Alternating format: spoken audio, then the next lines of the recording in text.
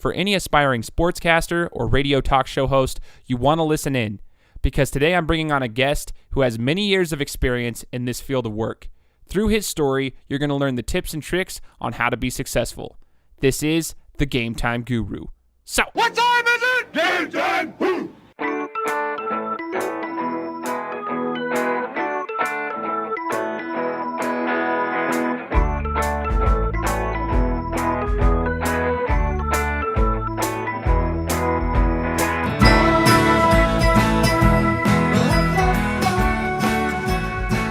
Thank you so much for joining in on another episode of the Game Time Guru. As I mentioned in the introduction, I've got a great guest today. But before I even get into that, I wanted to tell you why I brought this guest onto the show. See, during my last year at Boise State University, this individual came to one of my classes as a guest speaker, and he told his story. And after we talked with him and interviewed him throughout the entire, class, he actually was the main reason that I started this podcast. It was through that discussion that I gained the motivation. I took the notes on where I wanted to go with my career path. He is a huge reason why I started this podcast and why I continue to move forward trying to get to my ultimate goal one day.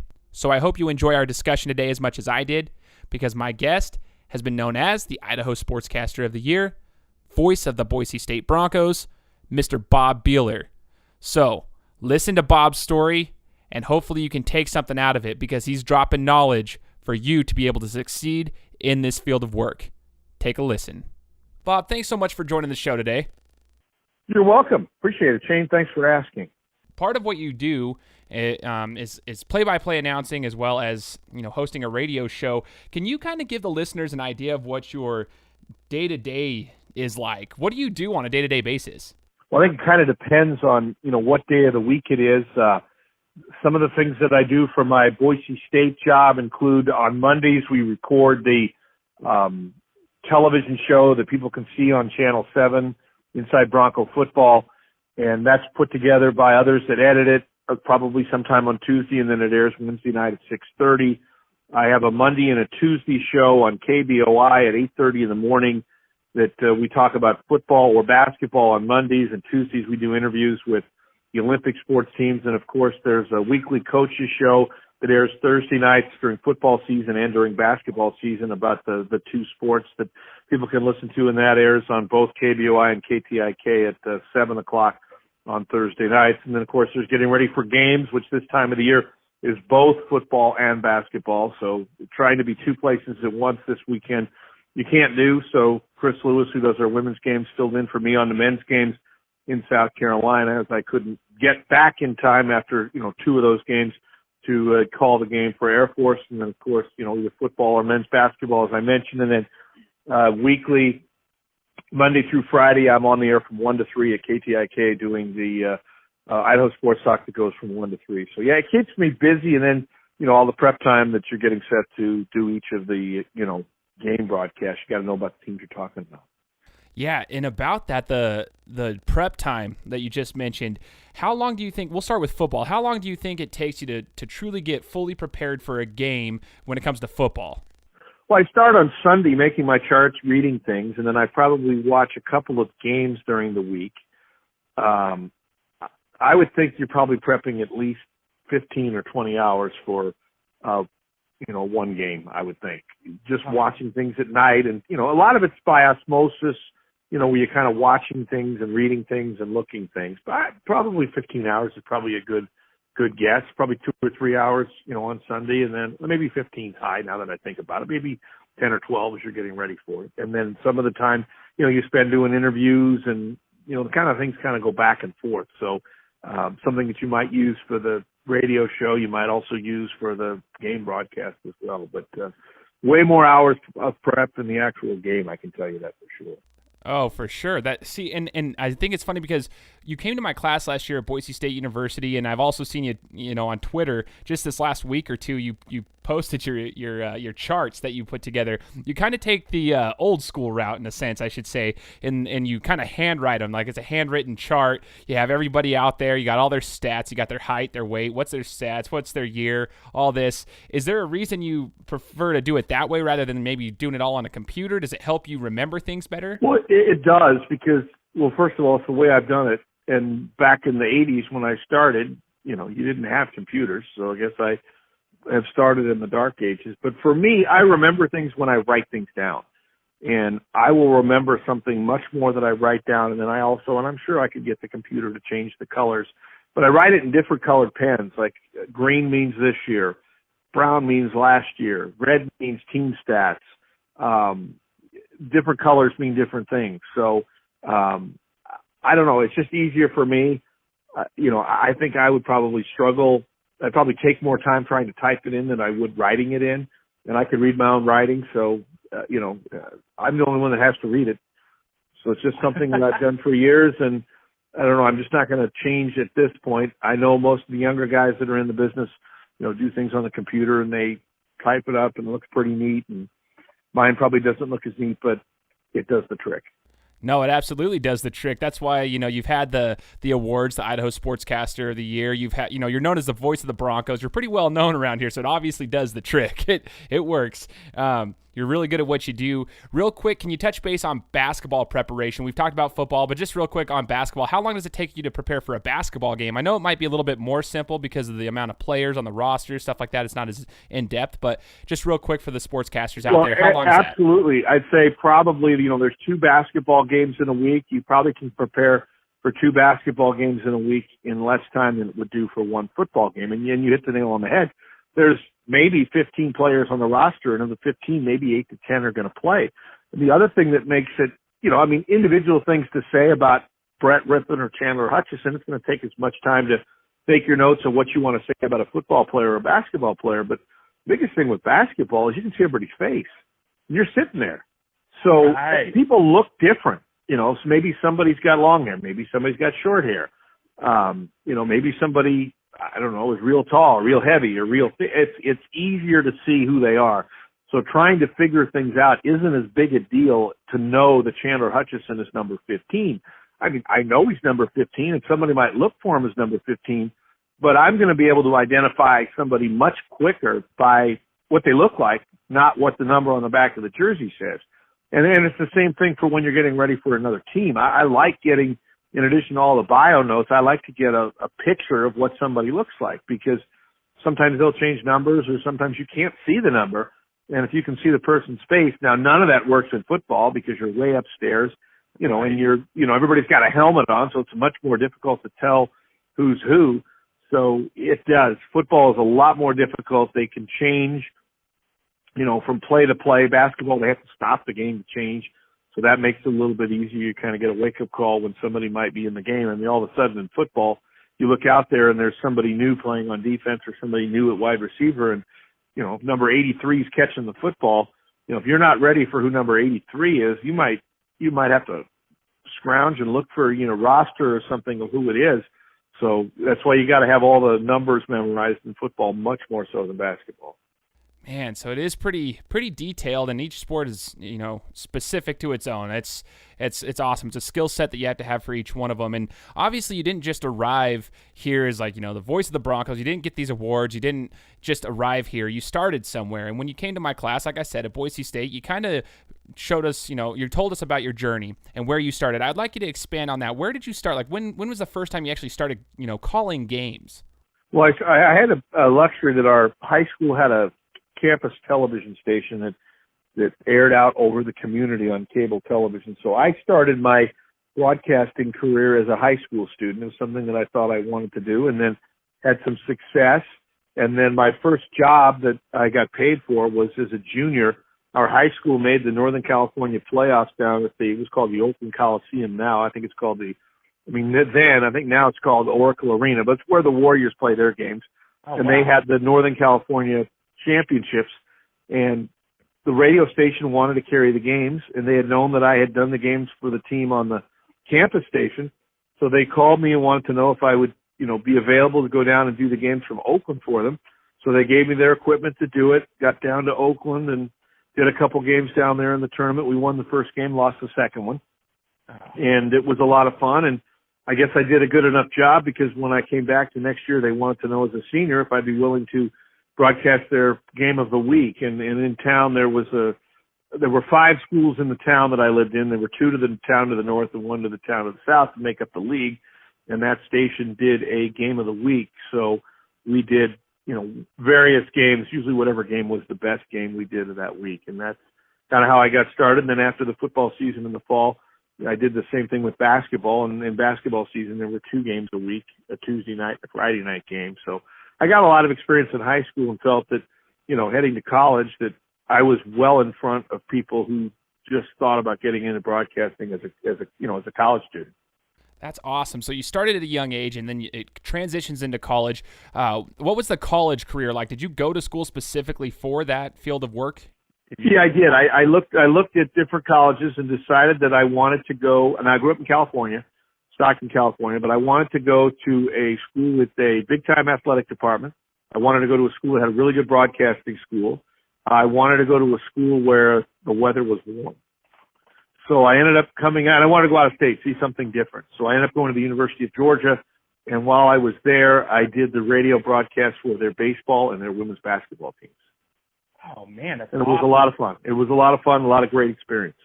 I'm sure, and that's probably a big difference from Stockton, California, out to Georgia. To Athens, Georgia. Yes, it was. Question I got from several people when I first got to Georgia was, did I own a surfboard? That was a question that they wanted to know. Oh, that's awesome. And now Stockton is probably a good 2 hours inland. And, I'm not living on the ocean, not on the coast, but that's what a lot of people there, associated California with life on the beach. And Stockton's a valley town inland. So, no, the answer was no. I did not own a surfboard. For sure. Hey, they never know back there, though. That to them, like you said, they assume that California's all on the beach. They don't understand there's stuff that's inland. So. Maybe I would have been better thought of if I said, oh, yeah, I surf all the time, And maybe I was stupid there. Nah, I think it worked out, but no, I get what your point is. So you finished school, and one of the things is if you went to Bucknell. Bucknell is a place that you stayed for many years as for your main job. Can you explain how you got to Bucknell? Well, there was actually one jump between graduating college and Bucknell. I worked for a year and a half as the radio voice of the Chattanooga Lookouts. It was the Seattle Mariners AA baseball team. And enjoyed it, but minor league baseball is kind of tough. You're on the bus all the time. I don't know. I just kind of like the collegiate atmosphere better. So I was there for a year and a half and then sent out cassettes. And I'm sure maybe you've seen them, maybe you haven't, but it's this little thing with tape that has 2 little reels inside it and it moves it back and forth. And I mailed these out to a whole bunch of small colleges trying to get a job calling college games. And I got a bite out of Bucknell University. They were going into a new league and they were looking to expand what they would do on the radio, and did an interview on a phone with them, never met them. They hired me. I had a football only contract and I turned it into a 13-year stay. So it was a great experience, a smaller school, FCS, school that does quite well usually in basketball, hasn't had the success in football that they've had in basketball. And it was just a great experience where you could go and be, the voice of the school. We did all kinds of sports there, not just, football and basketball, but did women's basketball, did some soccer, did some lacrosse, did some baseball, did some softball.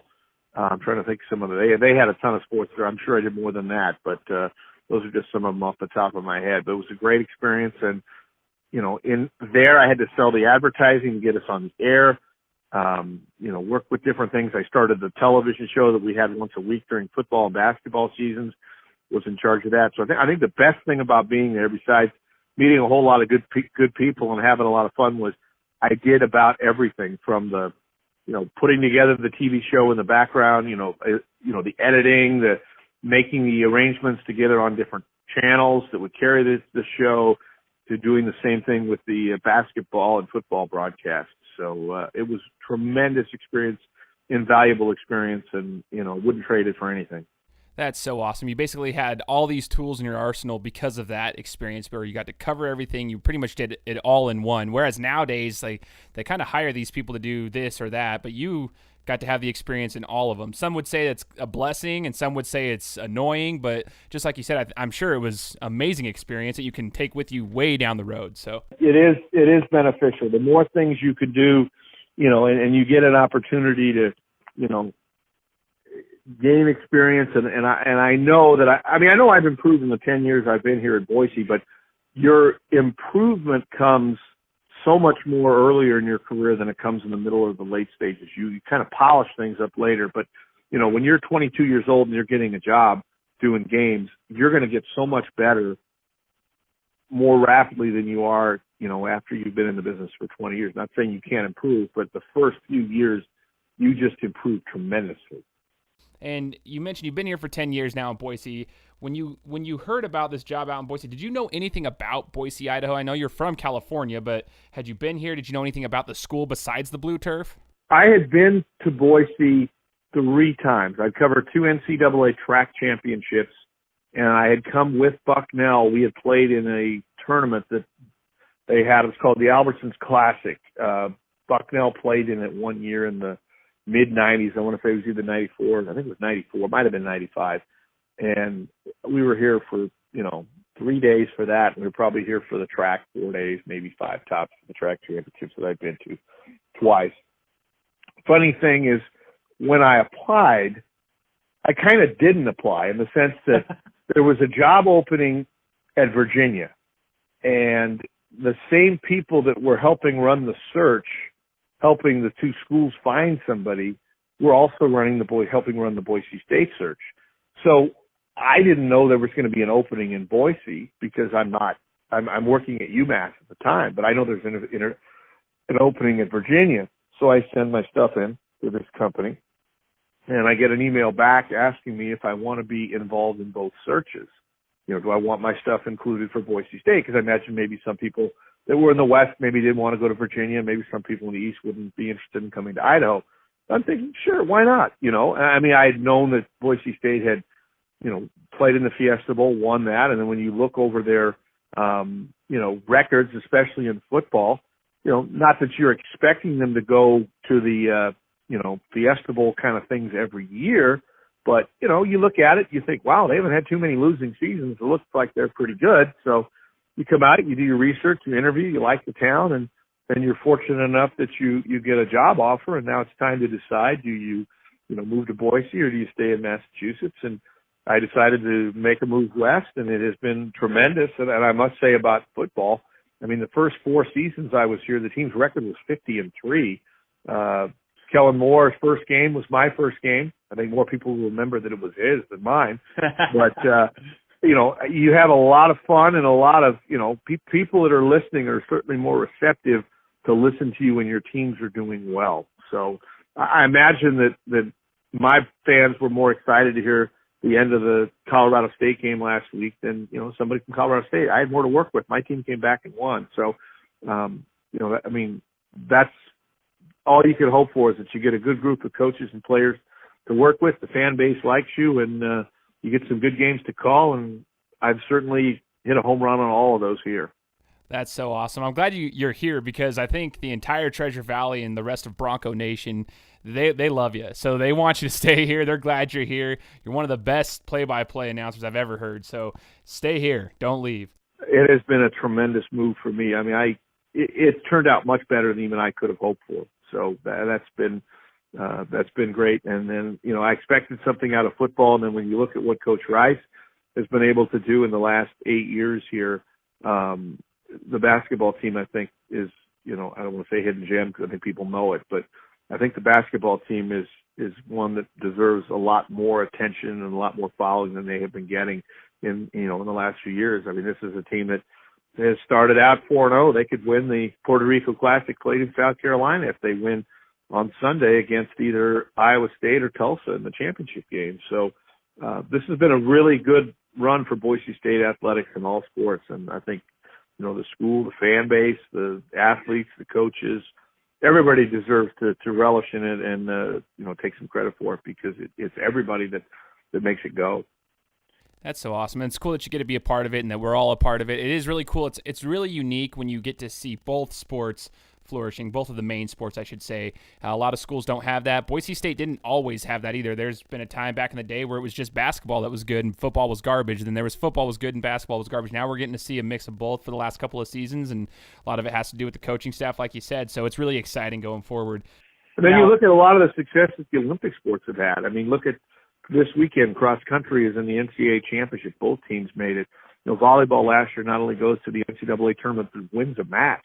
I mean, and you get knocked off by the eventual national champ Stanford. So, I mean, there's just been a lot of success. Tennis has done well. Other sports have done well too. So it's been a good run for Boise State, and they've done it across the board. For any aspiring sportscaster, they know that you have to have a lot of tools in your arsenal. You kind of explained that when you went to Bucknell and you had to do all those things. What would you say? It can be a little overwhelming, but for anyone who wants to just start, what advice would you give them? Well, the first thing is get in there and do it. You have to be able to, if you want to call games or you want to be on a talk show or you want to do reporting or whatever you want to do, it's a skill. It's like playing an instrument. It's like playing a sport. You are not going to be good without practicing. So you need to just have reps, and that means calling a game or doing a sportscast or doing a show. And even if nobody's hearing it, even if it's not on anywhere, do the reps. Get better so that you can turn things into people, let them listen to it, let them critique you, and then share it with people that might be in a position to hire you for something. So to me, it's all about experience. And then when you're doing things, your preparation, you've got to be, prepared and ready to go to seize the moment when you're on the air, when you're calling the game, when you're doing the show.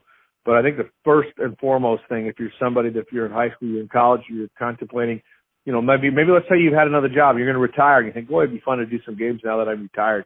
Somebody on that end. It's all about just getting experience and doing it, because you can't get good without practicing and without doing it. So I think that's probably the biggest advice I would give somebody is, step in there, try it, see what you sound like. Let somebody else hear it. Let them critique you and, point you maybe in a better direction than you're going right now. But you can't do any of that without doing it. I appreciate that advice, man. Thank you so much. So that the sportscasters out there and the ones who want to be a radio show host or whatever it may be, listen to Bob Behler right here. He knows what he's talking about. Make sure you go and just start it. Go and record your voice. Go do something. Get the practice, because it's just like anything else. You've got to get the reps. So to finish up, we call this the Gurus Gauntlet, Bob. I'm just going to ask you 3 rapid-fire questions. Doesn't take long at all. You got to just answer them the best of your ability. Quick questions. You ready for this? I'll try. All right. So your preference, if you could choose one, radio show host or play-by-play announcer?